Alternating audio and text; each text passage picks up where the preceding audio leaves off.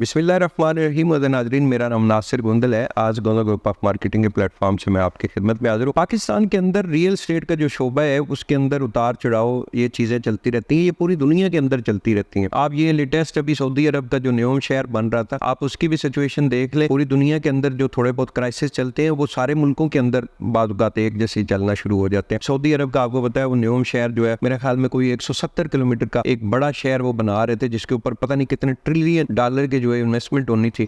और अभी उन्होंने वो शार्ट करते करते जो है जो उन्होंने टाइम दिया था कितने साल के अंदर हम इसको कंप्लीट करेंगे, वो टाइम भी उन्होंने एक्सटेंड कर दिया। तो ये चीज़ें साथ साथ चलती रहती है। दुबई रियल स्टेट मार्केट है, बहुत बड़ी, दुनिया की सबसे बड़ी रियल स्टेट मार्केट है दुबई के अंदर। पूरी दुनिया के जो लोग हैं, इन्वेस्टर हैं, वो दुबई के अंदर इन्वेस्टमेंट करते हैं और वहाँ पे भी उतार चढ़ाव आता रहता है। ये पिछले 2 बार तो ऐसा डाउनफॉल आया था, लोग जो है उन्होंने हाफ से भी कम उनकी प्राइसेस हो गई थी। अभी फिर दुबई के अंदर बहुत इन्वेस्टमेंट हो रही है, लेकिन दुबई के अंदर आपको पता है ज़्यादातर लोग जो है वो ब्लैक मनी वाले जो है वो ज़्यादा इन्वेस्टमेंट करते हैं। तो चले, ये एक टॉपिक अलग है। बेसिकली हम लोग बात करनी थी पाकिस्तान में रियल स्टेट के अंदर जो लोग इन्वेस्टमेंट करते हैं उनको परेशान नहीं होना चाहिए। आप मुझे सिर्फ एक बात बता दें, एक प्लॉट है 20 लाख रुपए का, अब 20 लाख रुपए का प्लॉट हर माह 1 लाख रुपया वो बढ़ना शुरू हो जाता है, तो वो तो भाई 5 साल के अंदर 20 लाख वाला प्लॉट 10 करोड़ रुपए का हो जाएगा। तो ऐसा कभी नहीं होता। रियल स्टेट के अंदर उतार चढ़ाव चीजें चलती रहती हैं, बल्कि मैं तो ये बहुत ज्यादा जो प्राइसेस जंप करती हैं, मैं सच्ची बात है इसके खिलाफ हूँ। उसकी वजह ये है कि जो माफिया होता है, जो इन्वेस्टर्स होता है बहुत ज्यादा, वो तो प्रॉफिट कमा के चला जाता है, लेकिन जो एंड यूजर होता है, जिस बेचारे ने बच्चों के लिए अपना घर बनाना होता है, उसके लिए मुश्किलात हो जाती हैं। अभी भी रावलपिंडी इस्लामाबाद में देख लें, इस वक्त भी जो प्राइसेस हैं, मैं उसके खिलाफ हूँ। 5 मरले का प्लॉट, इस्लामाबाद की मैं बात करता हूँ, 5 मरले का प्लॉट आपको मिनिमम इस वक्त जो है वो 70-75 लाख से कम कहीं नहीं मिल रहा। और जहाँ पे आप घर बना सकते हैं, जहाँ तक आबादी जा चुकी है, जहाँ पे फैसिलिटीज है, मेरा कहने का मिसाल के तौर पे टॉप सिटी ले लें। टॉप सिटी से आगे फिर आपका अगर मोटरवे वाली साइड पे जाए तो आपके जाके कैपिटल स्मार्ट सिटी अभी एक ऐसा हाउसिंग सोसाइटी है जहाँ पे आप डेवलपमेंट हो चुकी है, आप घर बना सकते हैं। उससे पहले फैसल टाउन फेज 2 है, वहाँ पे आप घर नहीं मिला। तो ये कहने का मकसद ये कि ये प्राइसेस जो है ये कम होनी चाहिए ताकि एंड यूजर जो है वो भी इन्वेस्टमेंट कर सके। रियल स्टेट इंडस्ट्री के अंदर उतार चढ़ाव चीजें, इसके अंदर बहुत सारे फैक्टर जो है वो इन्वॉल्व होते हैं। और अभी आपको पता है जो बैंक है पाकिस्तान के अंदर, उन्होंने जो शरह सूद है वो बढ़ा दी, 22% कर दी।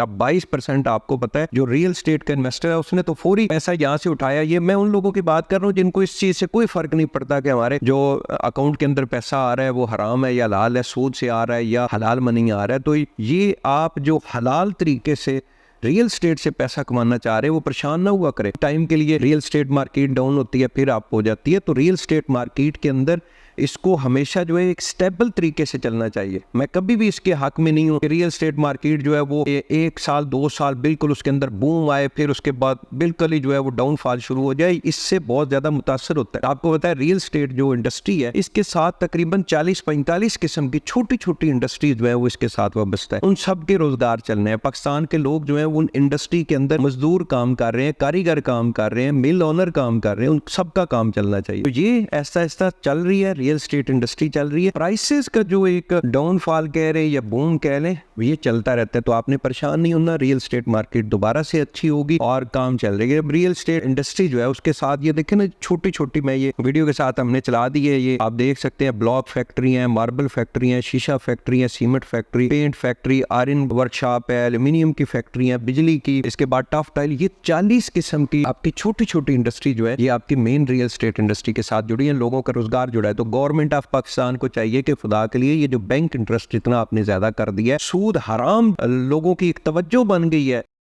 लोग जो अच्छे लोग भी हैं वो भी उसकी तरफ देखना शुरू हो गए हैं कि यार छोड़ो यार, रियल स्टेट में तो नुकसान हो रहा है, तो पैसा उठाओ, जैसे कैसे निकाल के बैंक के अंदर रख के आराम पैसा कमाओ। इन चीजों से बचे। ये आपको एक बात मैं बता दूं कि इंसान जो मर्जी सोचता रहे, जितनी मर्जी अक्लमंदी से पैसा कमाता रहे, होता वही है जो अल्लाह पाक ने करना है। और मौत का कोई पता नहीं है। हलाल तरीके से पैसा कमाए, लोगों के साथ अच्छा चले, ताकि आपके ये कोई पता नहीं चलता, मौत तो किसी वक्त भी आ जानी है। तो ये इतना पैसा बैंकों में रख के करोड़ों रुपया और अरबों रुपया, इन चीजों की मुझे तो समझ नहीं आती। हलाल तरीके से जायज बिजनेस करे, लोगों को अच्छी सर्विसेज दे। तो मोस्ट वेलकम जी। रियल स्टेट के हवाले से मेरा जो एक्सपीरियंस होता है, तजिया होता है, मैं इस वीडियो की शक्ल में इस यूट्यूब चैनल के ऊपर हम लोग अपलोड करते रहते हैं।